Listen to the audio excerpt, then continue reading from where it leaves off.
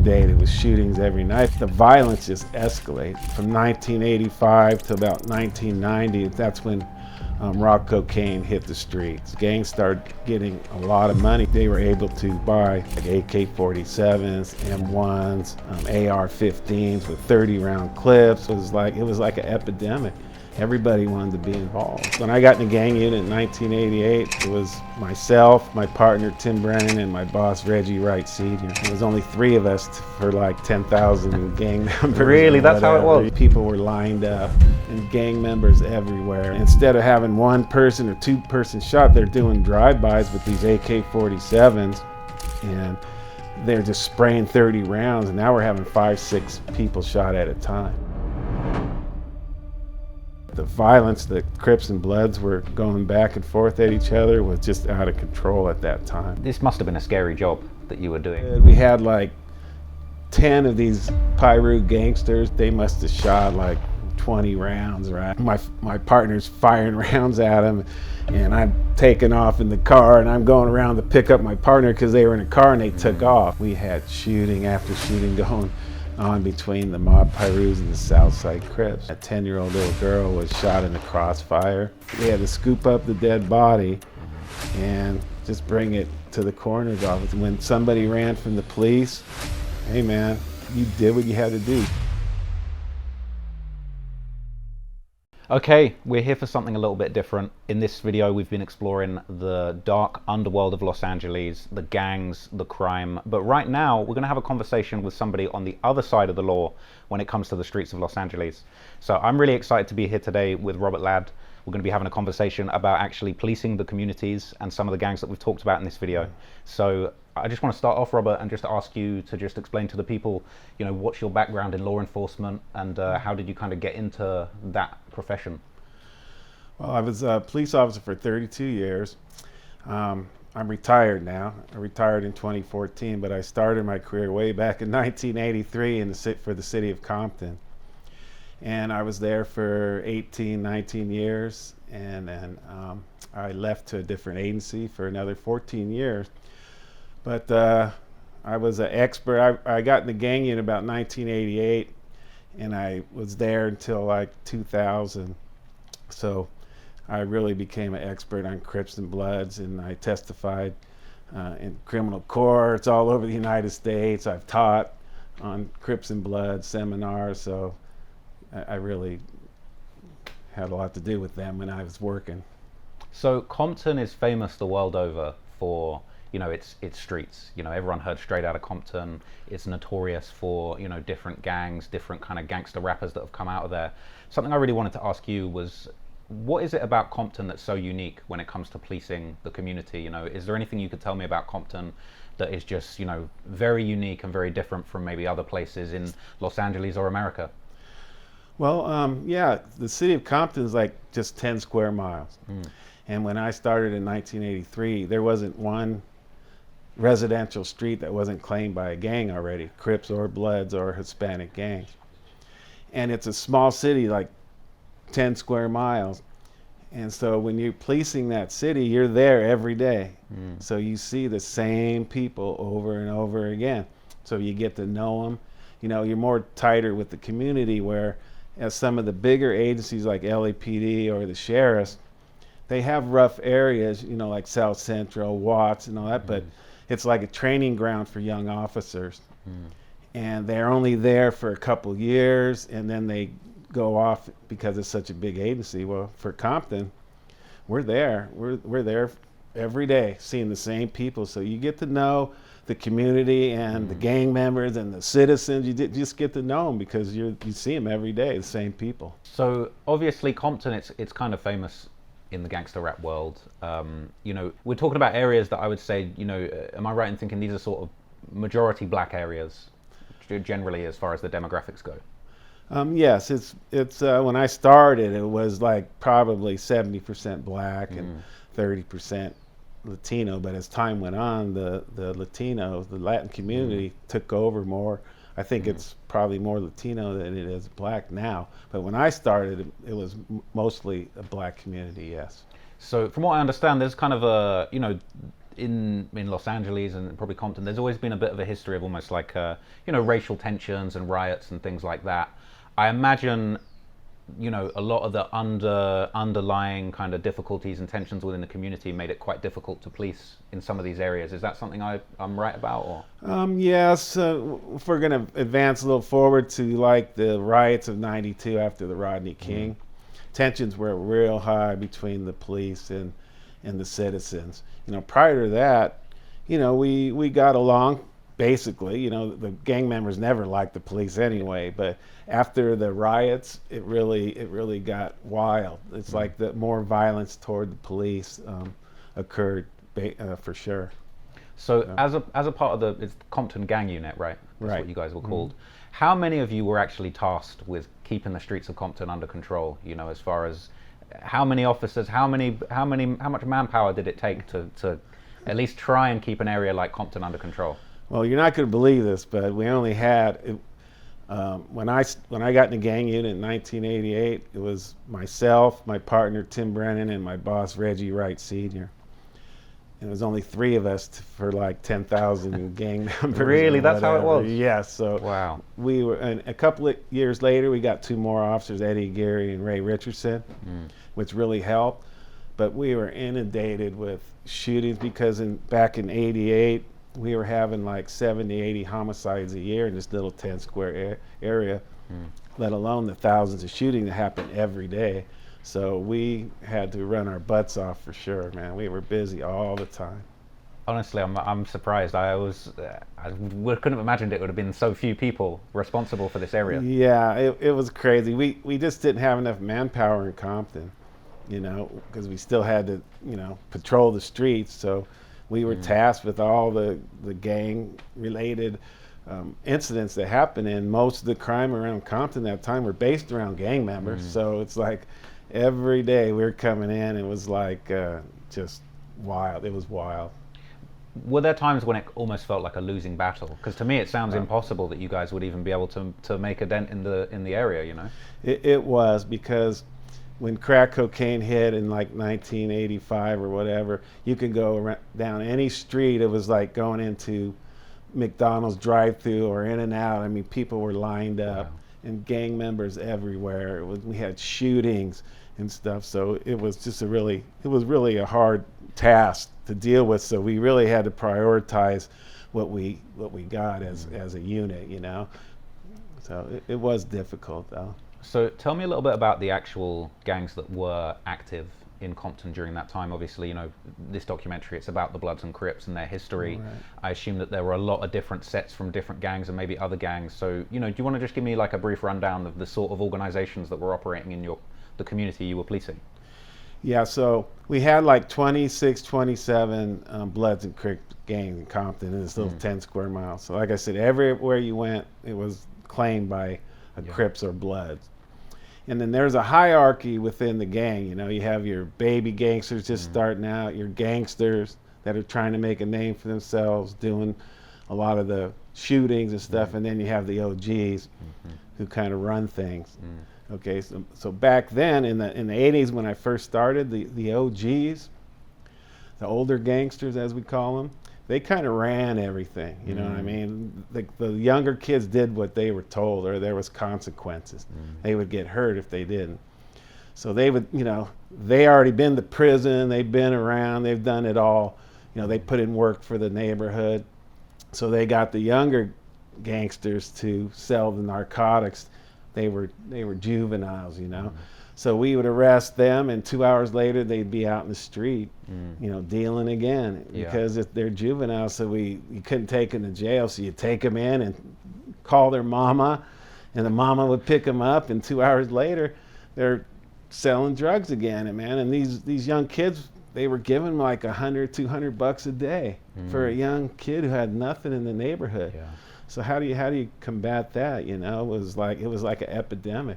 Everybody wanted to be involved, Yeah, that's crazy. I imagine there was, as a young person growing up in Compton, the allure of joining the gang and being part of what was going on in the neighborhood was probably very strong. And then to make that kind of money, that's still a lot of money these days. Back then, that's serious money for a young kid. For sure. And so, you had these neighborhoods, and these kids lived in the neighborhoods, they really didn't have a chance. You know, it was like they recruited them, they forced them into the gangs. But on the other hand, the kids that didn't get involved, they saw their friends running around with new tennis shoes and a wad of money in their pockets, going to get something to eat. They had the girls, they bought cars, and then they were just stuck with nothing. So it was like the lure of this gang, you know, activity. It was what they wanted to do, you know. Something I'd like to drill a little bit deeper into is kind of, can you maybe break down for me how the gangs were actually making money? Obviously, you know, you got the crack epidemic, they're dealing drugs. Right. Something I'm interested in,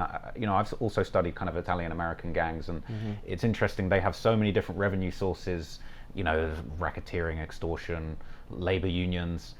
It's quite a complicated operation. With the Bloods and the Crips in Compton, were there people doing sophisticated crimes, or was it very simple kind of petty crime and drug dealing?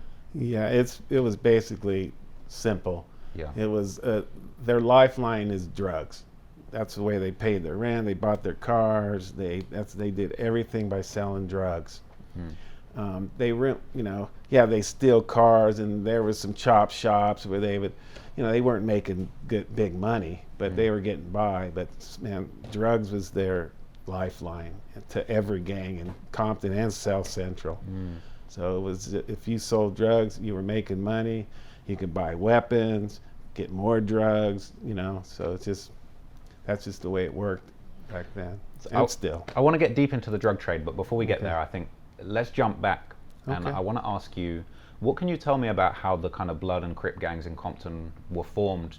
When you were policing, did you have an appreciation of kind of how these groups came about, or was that just the way of the land when you were there?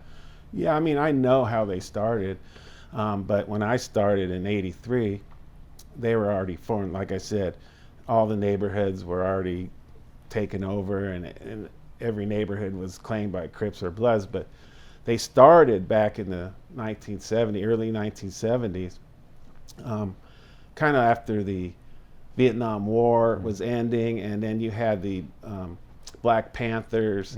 They were dying out. They were getting arrested by the federal, but they were kind of more militant. They wore the black pancake hats, black gloves, black leather jackets. And so the next generation I think they just kind of want to be different. Yeah. You know what I mean? So there was a group of kids around South Central Washington High School that started a Crip gang. And to this day, we really don't know how the word Crip got in there. Some say they were crippled, and some say it was, you know, I've heard it all, but nobody really knows how the word Crip got in there. But that's what they adopted, and they adopted the color blue around Washington High School, around South Central, and then they just started taking over neighborhoods and spreading out. So when you were policing these communities, were there big names, big players that you were aware of? You mentioned, you know, OGs, higher ranking people. Were there names that were really ringing in the streets as far as this is the guy we really got to look out for? Yeah, most definitely in almost every neighborhood, because, you know, we're there every day. So like we knew who the shot callers were. And by shot caller, these were the older guys that were running things, you know. And then you have your gangsters who are one level below these OGs, and them are the guys you had to worry about, because they're trying to make a name for themselves, and they're the ones out there really doing the drive-bys and trying to fight, and they're putting in all the work for the neighborhoods. So every neighborhood had their guys, you know. Yeah. So it was my job, our job, to find out who these guys were, and I think we did a good job, because again, you know, we were there every day. We saw the same guys and investigated one shooting after another, so we got to know. Were there any high-profile names or cases that you were involved in, as far as, you know, people you took off the streets, or even you know, if there were kind of gang wars, big names maybe losing their life in the war, that you kind of were investigating those crimes? You know, any kind of big names of that era come to mind that people might, you know, be able to look up or look into? Well, they didn't become big until after, if you want to go to the Tupac shooting, like Baby Lane. He's the one who supposedly killed Tupac, and the Keefe D, who's arrested now for the Tupac case. So we were involved in that investigation when it went down in '96. But other than that, we really weren't involved in a lot of big profile cases, because it really was, these guys were just out in the street killing each other. Like they weren't big stars anywhere. I mean, Tupac was a big star. That's why his name was out there when that happened. But otherwise, we didn't really get into the high-profile cases. So, was there a period while you were working those streets of Compton where things were particularly violent? You know, I've heard a lot of stories of different eras over the years.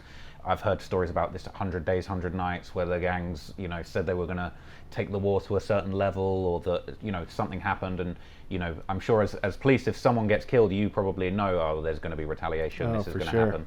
So were there any eras where you would say it was the most violent? You know, was there a period of your career where you said this was really when it was at its worst? Yeah, I think there was two eras really in my career. One was, you know, from 1985 to about 1990. That's when rock cocaine hit the streets.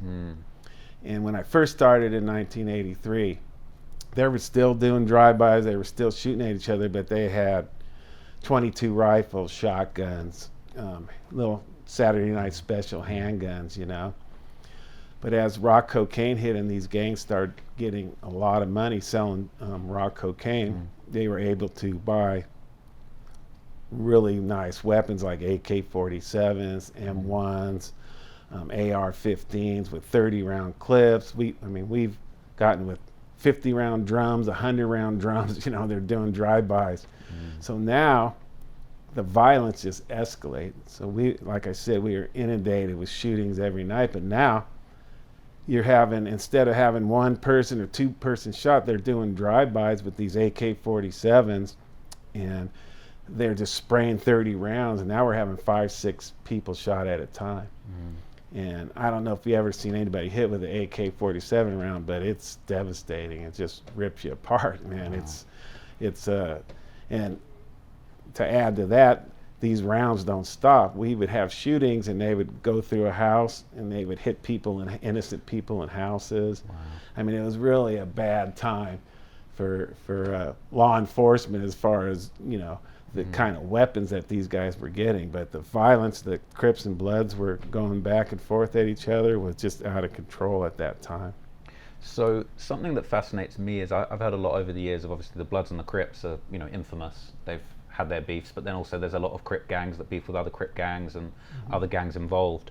What would you say were kind of the biggest, you know, the biggest known conflicts? Was it a case of Bloods versus Crips, or were there certain groups that you guys were aware of that really had serious conflict? Well, for the most part, the Bloods didn't fight amongst themselves because they were outnumbered.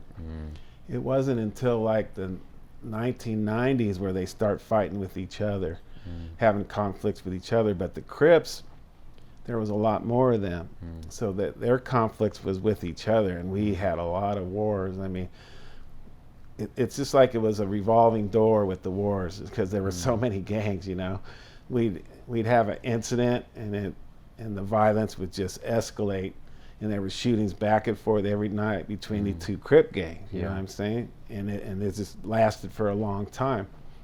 But then we would try to squash that beef. And while you're squashing that beef, some other shooting happens over here, and so now you're dealing with this. So for us, it was a revolving door.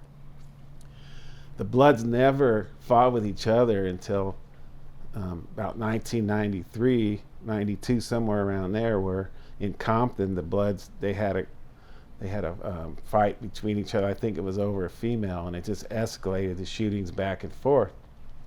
So to this day, they're still fighting amongst each other now, but they never did again, because like I said, they were outnumbered. But they all have their beefs with each other. And so when it comes to, you know, either the Bloods or the Crips, obviously you said about 27 different gang sets were in the area that you operated. Right. It doesn't sound like there was any real kind of centralized, there was no leadership of all the Crips and all the Bloods, or is that kind of how it worked, or was it really fragmented of just these small sets, they're kind of out on their own? You know, I've heard things where when it comes to Italian American gangs, you've got kind of chairman and, you know, a godfather of the gang, but it doesn't sound like, it sounds like everything was much smaller and spread out when it comes to these gangs. Yeah, it was. I mean, they had their hierarchy. So they had the levels of, you know, the OGs ran stuff, but like every neighborhood had that. Yeah. So there wasn't one centralized Crip gang, you know what I mean, where they had to answer to this one person until you go to prison. That's a whole different story. Yeah. But out in the streets, every gang had their OGs or their older gangsters running things, and that's kind of how it worked out there. So it sounds like to me this must have been a scary job that you were doing. Well, I never looked at it like that, because you kind of got used to it because you're going into the same place all the time, and we were just doing our job. Yeah, I mean, I could sit here and tell you war stories forever, but Yeah. we just, sometimes it was scary, but most of the times, man, we just did our job, and we didn't. It was second nature. Once you're there every day dealing with the same guys, same gang, same crimes, know. Sure, you'd get in chases and people would shoot at you sometimes, and that's when it gets scary. But for the most part, you just were there doing your job. Yeah, I feel like you've dealt with these issues for decades in your career. It's probably quite normalized to you. I feel like to me, some of those war stories will probably be like nothing I could have imagined. So, is there anything that comes to mind just as far as maybe a couple stories you could share with me, just as far as kind of, difficult situations that you were placed in, or even just, scenarios where things just kind of went crazy that you weren't expecting, or, police in the community? I don't know if there's examples that you could tell me about, crazy moments for your career as far as dealing with the gangs.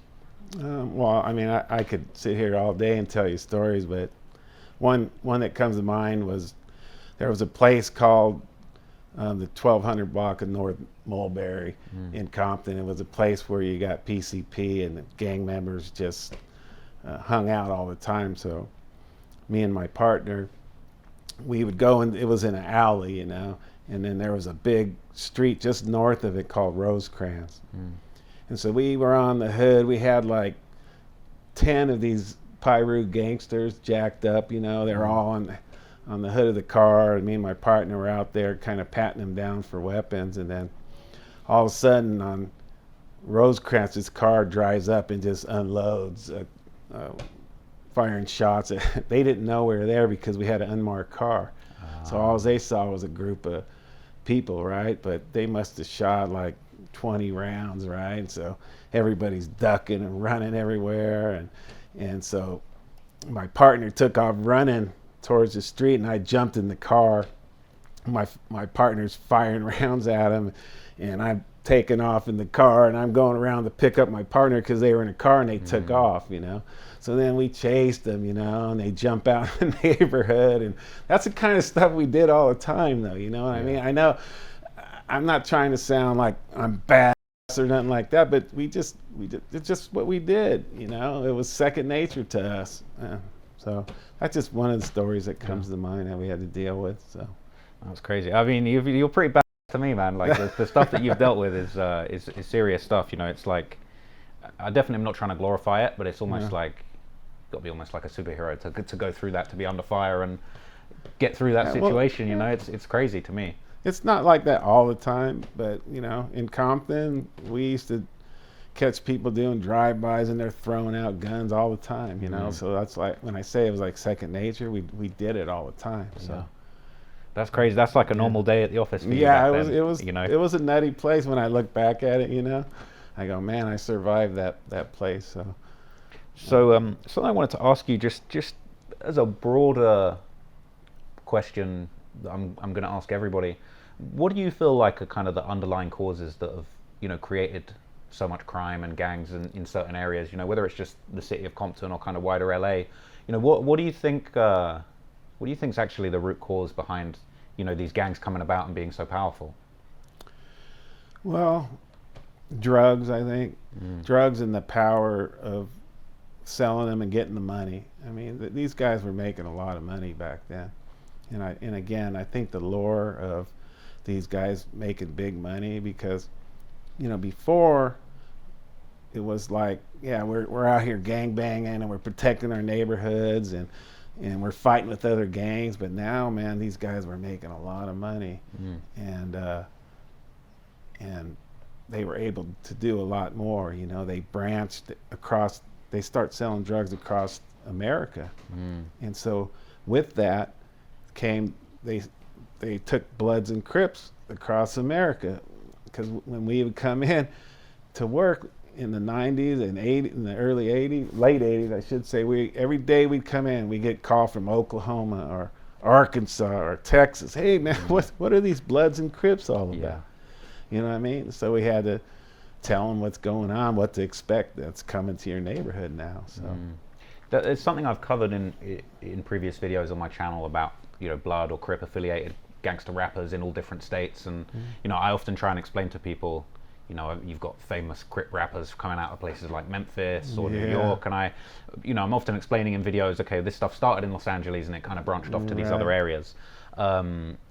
That sounds like that was quite a big thing. It must have been quite interesting if other states' police departments are reaching out and saying, what is this thing all about? But it sounds like it was very rooted in the drug trade, and it's really that you know, commerce of drugs around the country that kind of exported the gangbanging kind of with it to different states, right? It did. It brought it across America. Something that a lot of people bring up, I don't know whether you'd agree or disagree with this, but a lot of people have said, oh, you know, it's all about the drugs that fund the gangs. Would, you know, legalizing certain drugs or changing the drug laws, would that take power away from gangs? Do you feel like there would ever be a solution as far as changing the way the government deals with drugs to kind of take power away from these gangs, or is it too far gone at this point?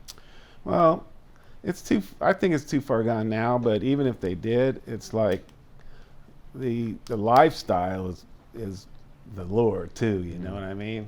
Being out there and being a glorified gangster, hey, I'm a bad dude and stuff. I mean, it was there before the Bloods and Crips, you know, and it's still here. So I don't think it's going to change anything by taking away drugs, or, I mean, they're trying to legalize marijuana, but they'll just find something else, you know.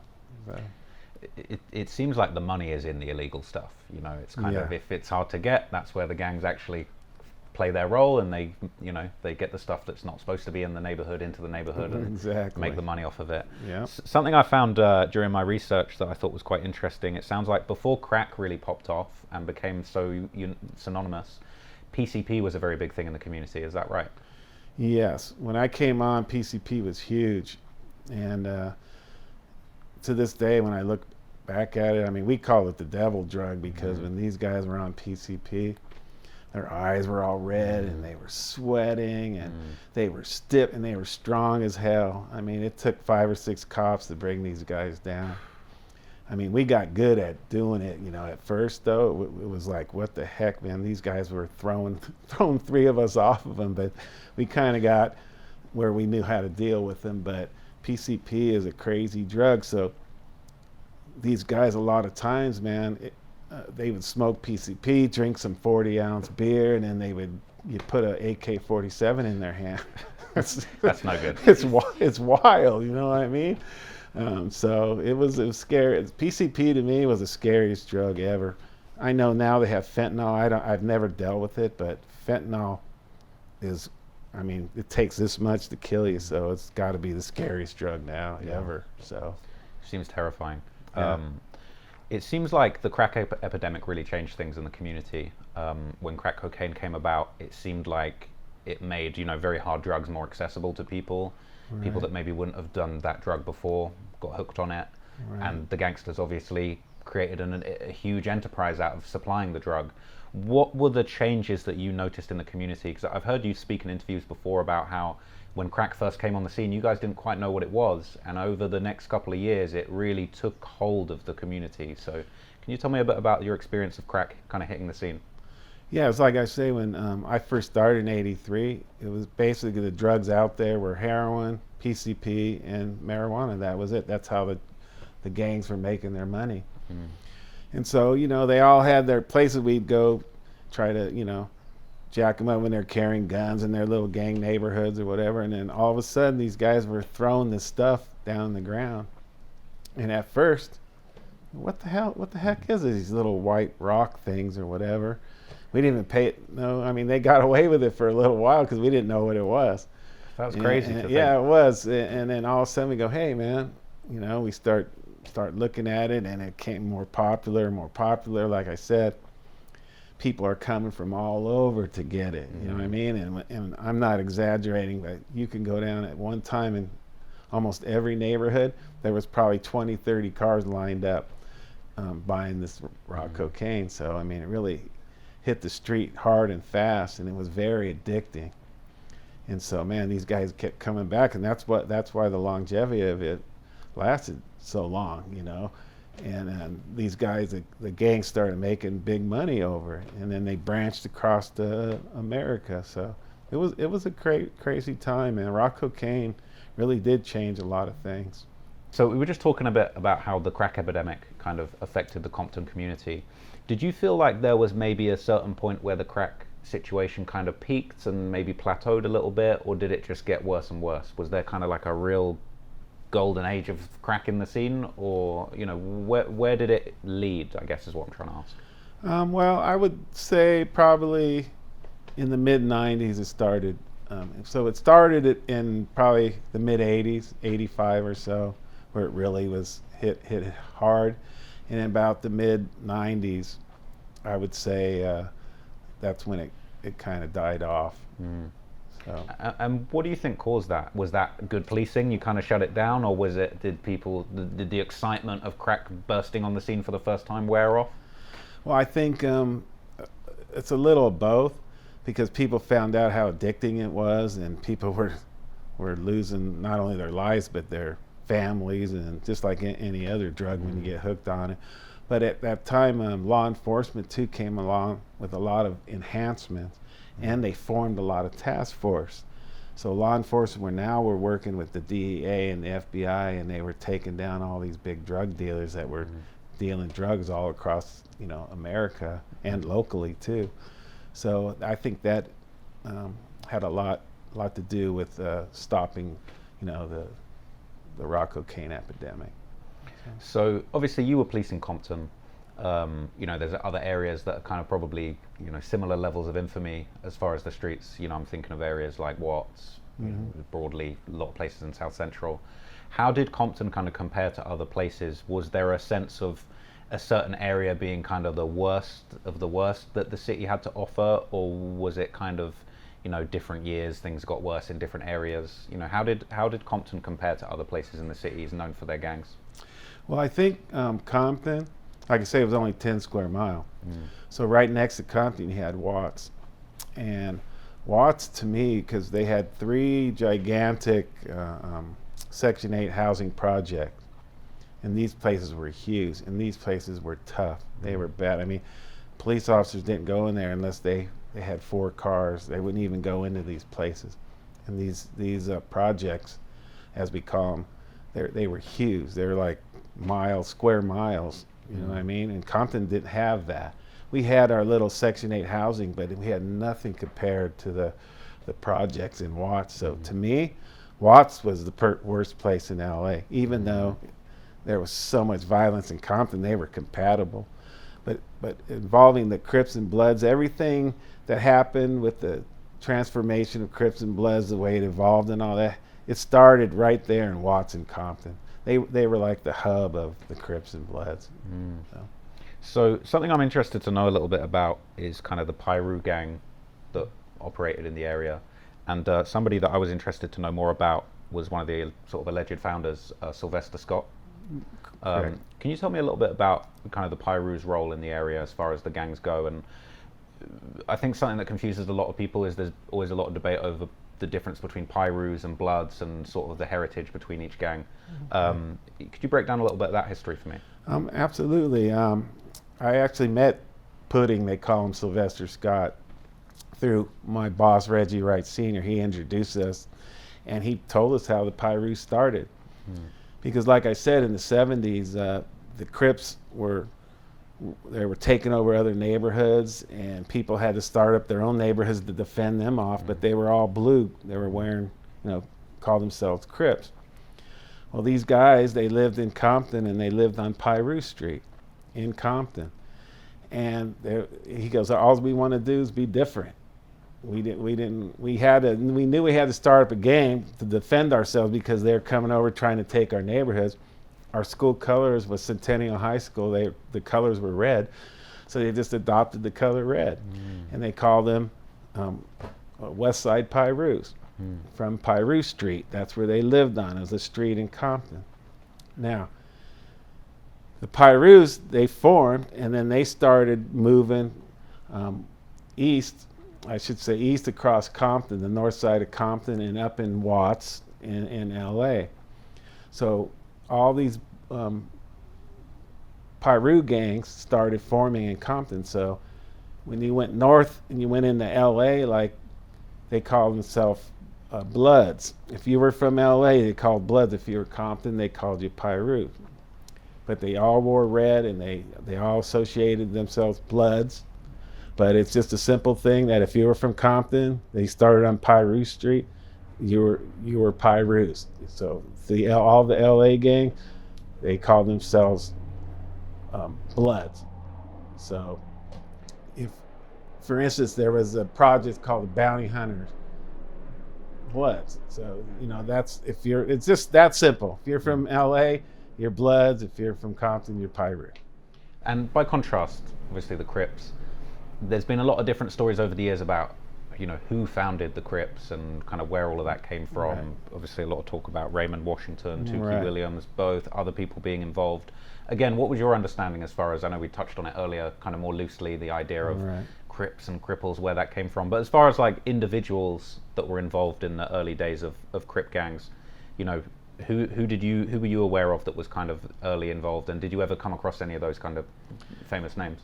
Well, yeah. I mean, I was told how they were started because I had to teach the history of Crips and Bloods, and what I was told by people that were actually there that it formed around Washington High School and in South Central LA, and again Raymond Washington and Tukey, they were supposed to be the founders. Now I wasn't there, I don't know, but that's what everyone's told me.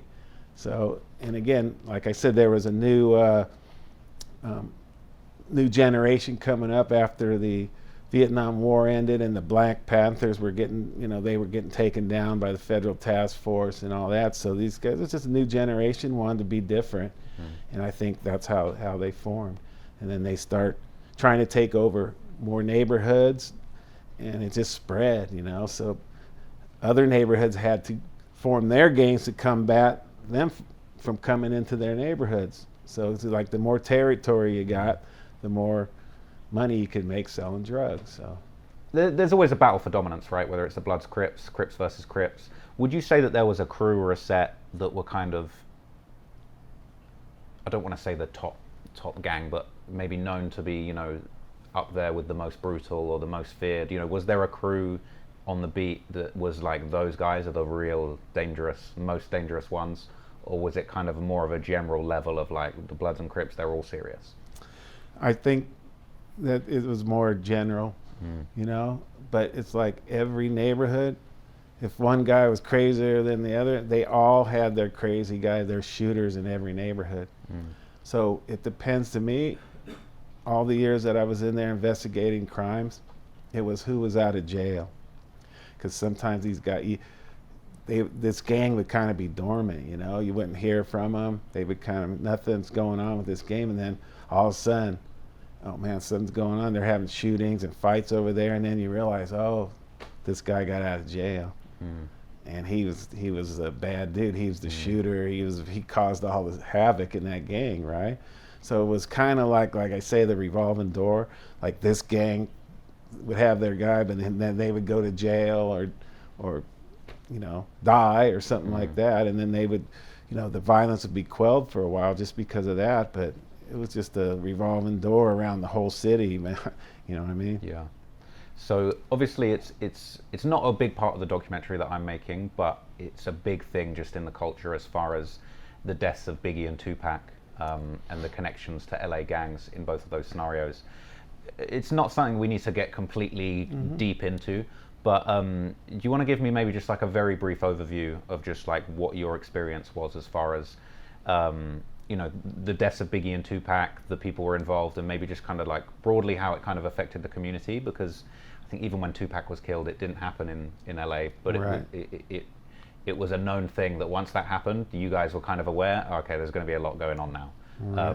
What was your experience just with that feud going on, those two famous rappers losing their lives, and the fallout from that? Well, obviously Tupac got shot and killed first. Our involvement with Biggie was very minimal because it happened in LA. Now, Tupac, even though it happened in Las Vegas, everybody knows it, yeah. And the Southside Crips were responsible for doing the shooting. We found out that the same night because Death Row Records, their entourage, they were Mob Pyrus, which is a gang in Compton, but they were Pyrus and the other side were Crips, and they didn't get along. And a few months prior to Tupac getting shot, some of the Southside Crips and the Mob Pyrus were at a mall in California here, and they tried to take a chain away from one of the Mob Pyrus, and these chains were really death row chains worth a lot of money, and only certain people got them, so they were prized possession. And these guys tried to take it away from them. So when the Tyson fight got over in Las Vegas, they saw the same guy that tried to take their chain, and they beat him up. So therefore, the retaliation, they killed Tupac. So our boss, Reggie Wright Sr., he got a call from his son because his son was head security of Death Row Records. And he said, hey, it's coming back to Compton, get ready, because the Southside Crips just shot Tupac.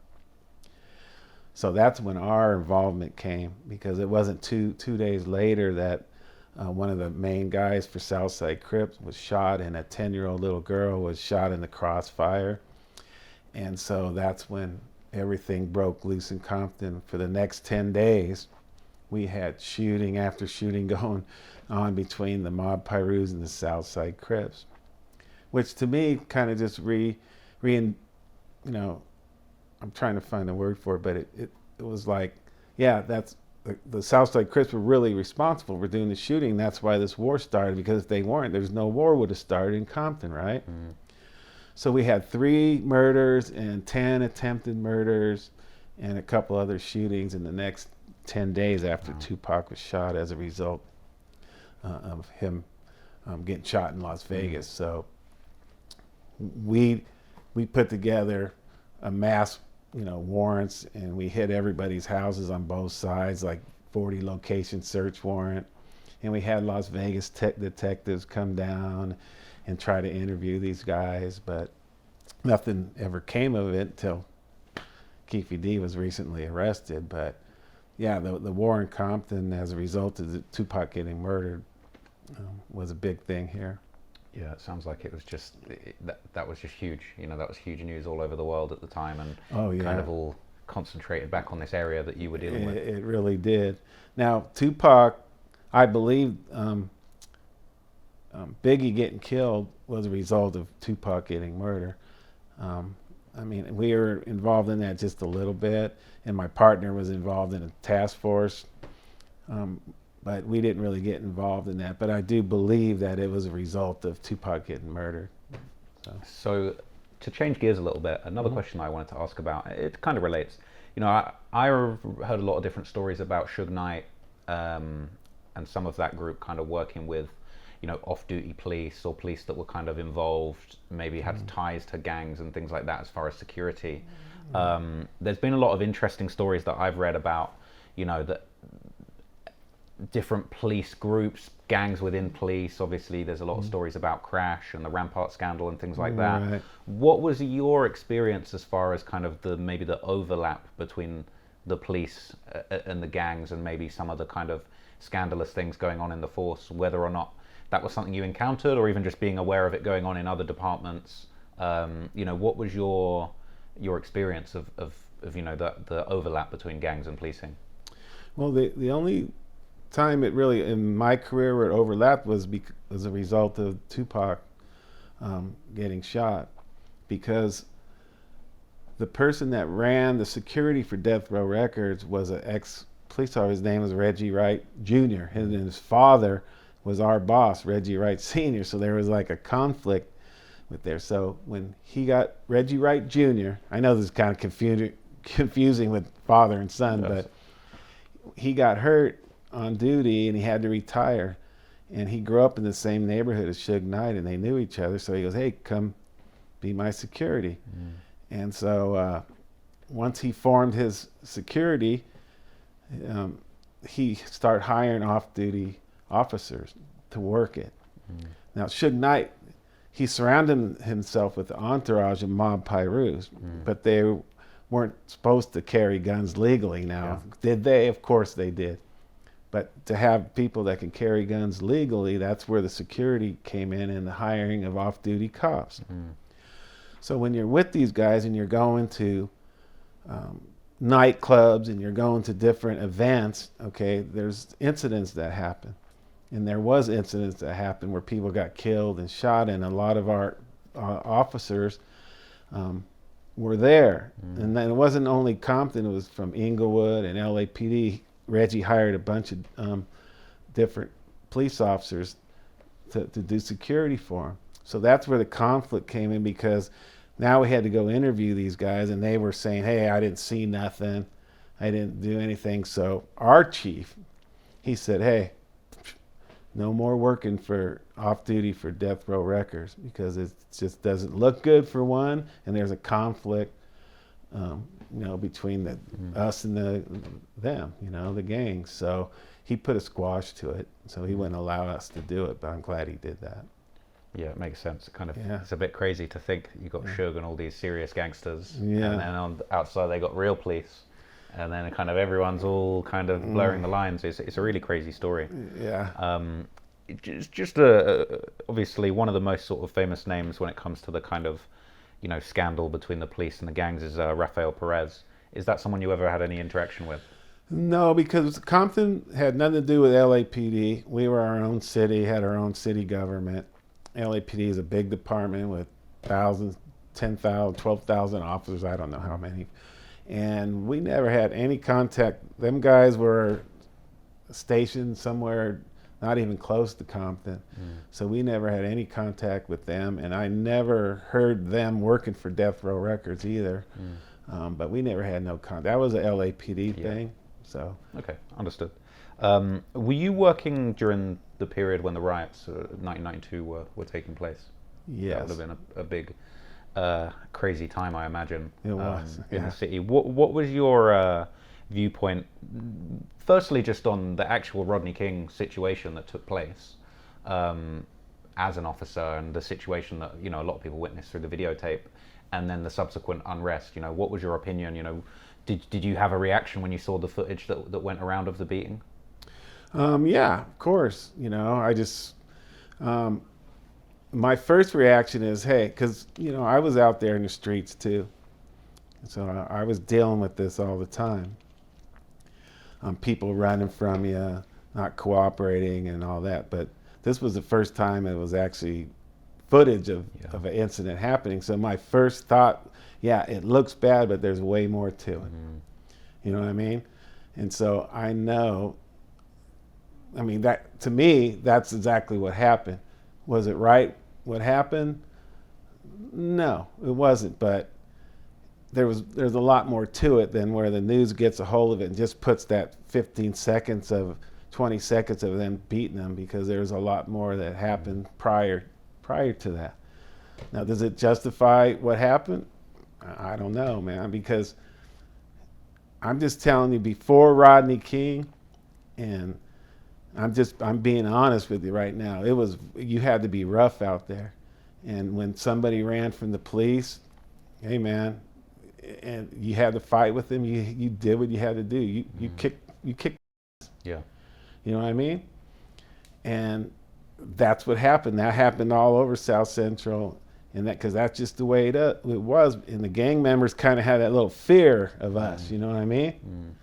And so that's the way kind of we kept them in line, of not crossing that line, trying to shoot at us and do everything. And so it was the riots. When the riots happened, law enforcement, the violence towards law enforcement, it really changed. It changed law enforcement too. So I don't know. I got mixed emotions about it, you could tell. Because it's not right, but I know there was a lot more to it. In the news, the media just puts what they want to people to see, so that they get riled up. And that's exactly what happened. Well, people got extremely riled up, and it led to one of the most serious instances of rioting in the history of the city. How did that situation, as far as the riots, go down in Compton specifically? Well, the riots started in, South Central. That's where they started, but they start working their way down into Compton and Long Beach and Watts. So we were working the night it happened, and so our first call, they called everybody into the station, and that's when the first call came out. It was like at 134th and Wilmington. It was up on the northwest side of our city towards Watts and South Central, and they started burning down the liquor stores and the grocery stores and going in and looting everything. So then that's when we had to go out and try to deal with it, and man, it just came there was nothing we could do. It was crazy. I mean, as far as you were aware, just historically, was that riot more serious than the Watts riot of the 60s? I think it was, because it was more widespread. I mean, the Watts riots actually was just Watts, and this was all over South Central, Long Beach, all the surrounding cities, around. It was huge, and everybody was getting involved, man. I mean, I've never seen anything like it. There's a city, Paramount, which is right next to Compton. I mean, the city of Paramount put up a 10-foot high dirt wall. They brought in these big tractors, and they put a big dirt wall across the main roads going into Compton and out of Compton, so they can't come in. Wow. They tried to. I mean, that's how crazy it got. And there's no way there's nothing we could do. I mean, they were shooting people, and it was crazy, man. We had a shooting of a person that was shot in the middle of the street, but we couldn't hold the crime scene because it was so crazy.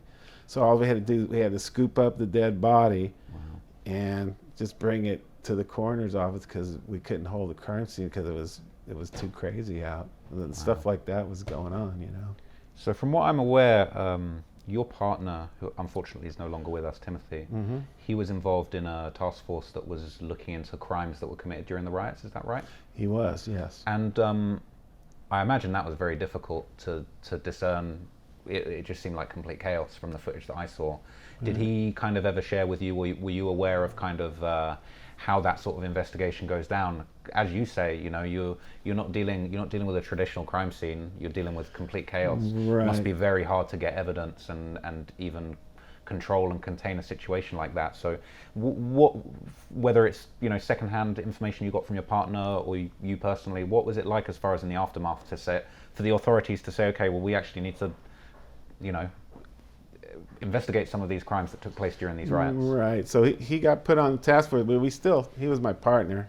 We still talked every day, and he would come in the office and he would share, because what happens is they start getting footage from all the stores that had security cameras on it.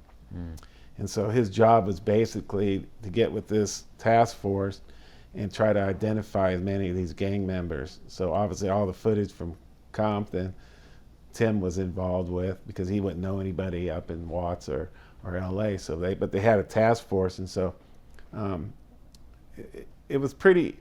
We knew a lot of people, and he identified a lot of people, but no one ended up being prosecuted over, because the DA said no, it's over with. We're not prosecuting. So they created this task force really for nothing. Wow. So that's wild. I know. So no one really got prosecuted for it. In the aftermath of the riots, something that was really interesting was, there was a supposed kind of peace treaty between certain gangs. Right.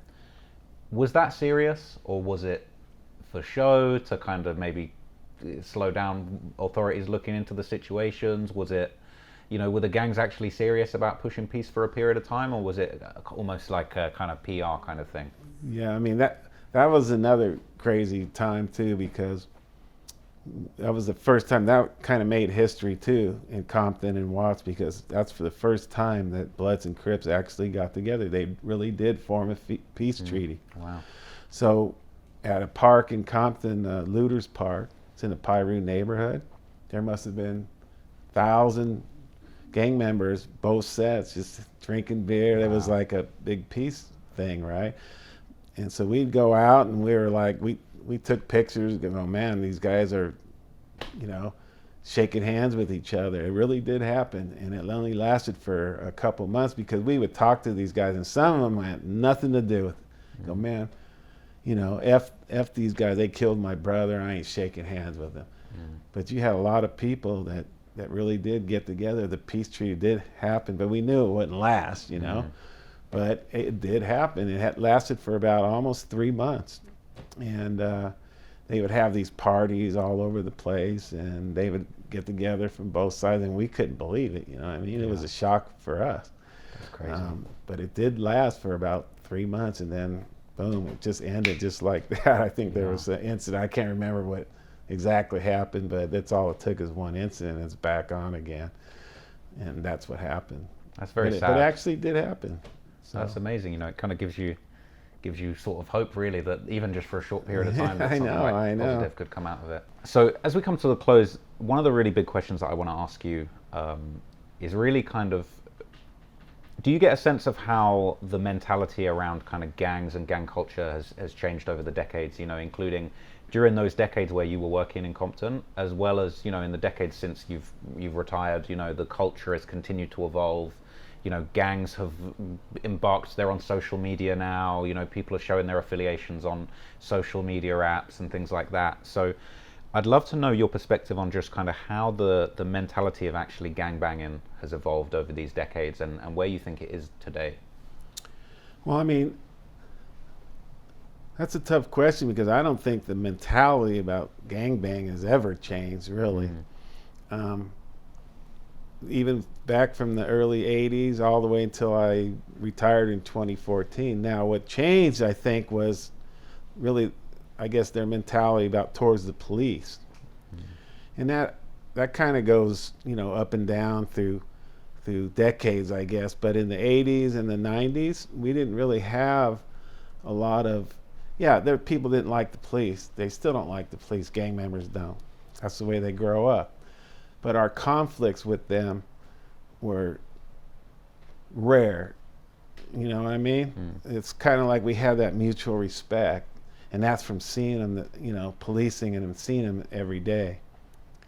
Now, what I see now today, and when I started ending my career, was it's like they don't care anymore. The violence and the verbal abuse towards the police has changed big time. It's like just F you and that's it. It's like there's no rapport, you know what I'm saying? No rapport with these guys anymore. It's just basically you, man, you're the police, and that's what I get it, you know what I'm saying? So it's changed a lot. The mentality back in when I first started was the same, but like I said, they didn't actually come at you with that verbal abuse and the physical abuse all the time, you know, like it happens now. And I think that's the big change. And I think that has a lot to do with the social media, and everything that you do as a police officer now it's on camera. So it's like they know it too. And so they get up and then, you know what I mean? And so they just run with the mouth. And that's the big change I see in my career now. And so the last question I want to ask you, it's a big question. From all of your experience, you know, dealing with gang members, dealing with crime, what do you think, if anything, could be done to improve things, you know, from a wider sociological perspective? You know, I know a lot of people say, you know, if poverty wasn't so bad in some of these communities, there'll be less crime. Obviously there's the drug problem. Are there any factors or any things that you think, you know, if you were in charge, might be able to improve things or change things? Or do you feel like it's just a, you know, perpetual cycle that can't ever really have anything done about it other than, you know, good policing and justice where possible? Well, I mean, I think there could be stuff that could be done today, because I was always taught, and like I said, my boss was Reggie Wright Sr., and he always taught me, he goes, hey man, you treat these guys how you'd want to be treated. You know what I mean? It's simple. Now, if they want to be, then you could be a bigger, but you let them start. You don't start up here because there's nowhere else to go. So I see this all the time where, and I think it's just because lack of experience. from these officers, you know. It's like they want to escalate and start up here and start yelling and screaming, or you should start down here and let the person you're dealing with dictate what's going to happen. Also, what I think we did very well in Compton was we saw the same people over and over again. I think I said that at the beginning. And so we had a rapport with not only our community, but even the gangbangers, because we saw each other every day. You know what I mean? I'm saying? So you had to gain their respect, and you had to build up a rapport with these guys, and it just doesn't happen overnight. It takes years and years. You know, because I'm the one when their kid got killed, I had to go to the door and tell their mom and their parents. So I see the other side of that, you know, and you don't get that now because these guys, like I say, these big agencies, they go into the ghetto areas, whether it's Latino, black, whatever it is, and they only there for a short period of time. Because it's a action-packed place, but you can get your experience, and then you go off to these other places, and so you don't really build that rapport with the people of your community, and I think that's huge. I think that's where it's got to change right there.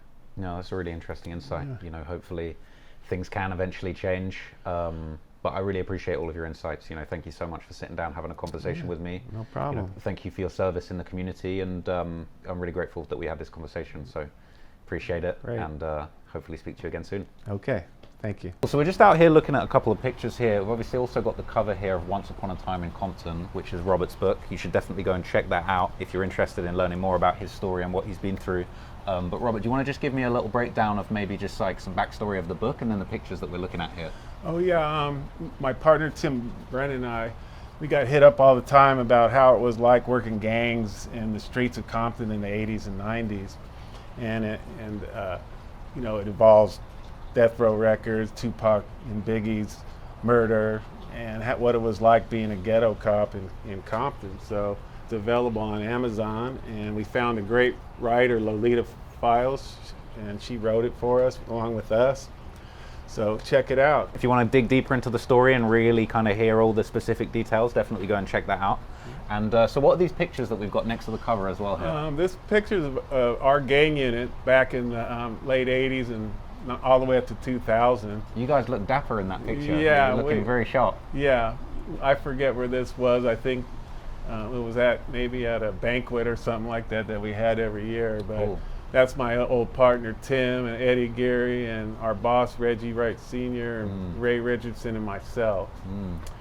And this is just after the Tupac warrants or whatever, then we hit all these locations. Tim and I, we just stood there. It's like a glory photo, they call it. So that's all guns that you guys seized in that bus? They got vests, guns, These ammo. are looking like, are they Uzis or Tech 9s and stuff? Uzi, That's crazy. there's Uzis, AK-47, all different kinds. You name it, they got it. It's crazy to think those sorts of things are circulating in the streets. Yeah, That's scary, wow, really. that's nothing. So. That's insane. So we're going to just look at a few more pictures from kind of the good old days, and then we're going to wrap up and go and speak to someone else. So, Robert, you're going to show me some, I guess, some gang memorabilia. Yeah, I took the stuff because I used to teach about Bloods and Crips at seminars, so we would put this out on the table that this was the 80s and 90s attire of these guys. So these are real items that you confiscated from actual gang members in Compton. Yes. That's crazy.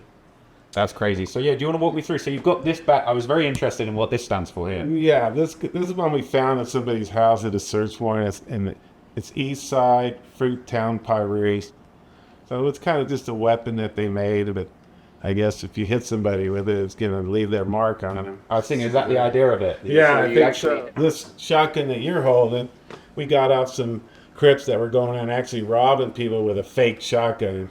But so they were using the fake shotgun to go and stick people up. Yeah, they were actually using that. I suppose you'd rather they use a fake one than a real one, but still not. Yeah, but that was rare.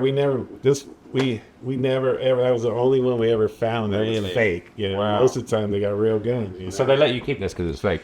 Well, we took it, and over time, after the case was done, we start using them in our seminary Training, and then yeah. after I retired, I took it with me because nobody wanted it anymore. That's crazy. And so we've got a whole bunch of hats from kind of different sets, I would say, I guess you Yeah, this is a beanie we took, and this is Southside Compton Crips, and this is a blood beanie, just Compton on there. So from what I understand, hats are a big thing with the gangs, right? Oh yeah, they love to wear or fly their colors as their, as we say in the hood. Yeah. They used to fly their colors, so they would wear the red rags, and they'd have red belts around wearing their pants up, and their shoestrings on their shoes would be red. Everything was red. Yeah.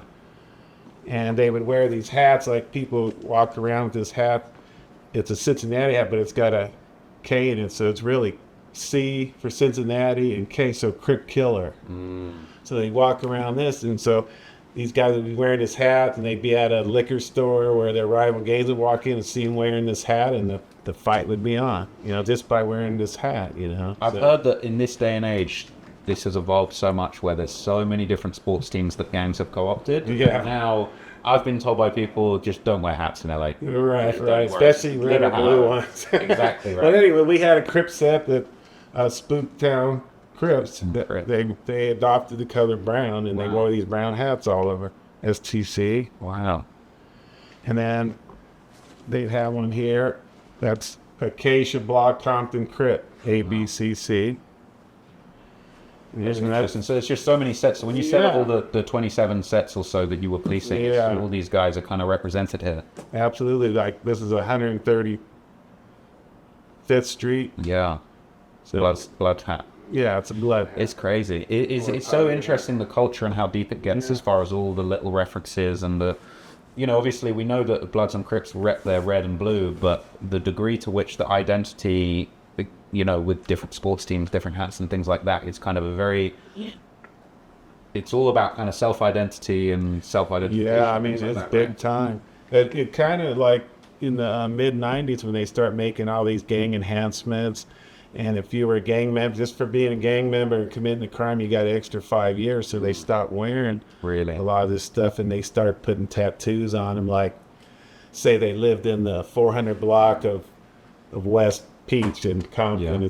It's a Pirate neighborhood. They would put 400. They would tattoo 400, or use the the mob Pirate had a club in Las Vegas, and it was the 662 club, but the 662 standing for mob. Right. Okay. You know what I mean? Yeah, So they start doing that kind of stuff to kind of like hide it, so they wouldn't get the gang enhancement Yeah. put on it. Yeah. That makes sense. So one more thing I wanted you to show me, you've got a display case of here is that some badges and cuffs, real things from when you were policing?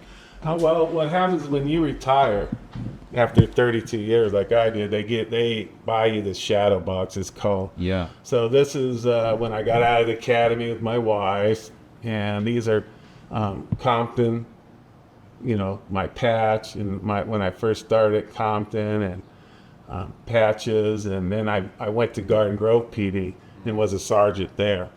And so them are the badges that I had from Garden Grove PD. And so they make a nice box for you to put up in your room like this when you retire. So 1983 to 2013. Yeah. That's a hell of a run. Yeah, long time. That's incredible.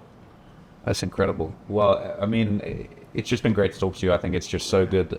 Obviously, we can see you're the real deal. You've really been there. You really lived it. Thank you. It's been amazing. Thank you for showing me everything, and I'm just super grateful. Thank you.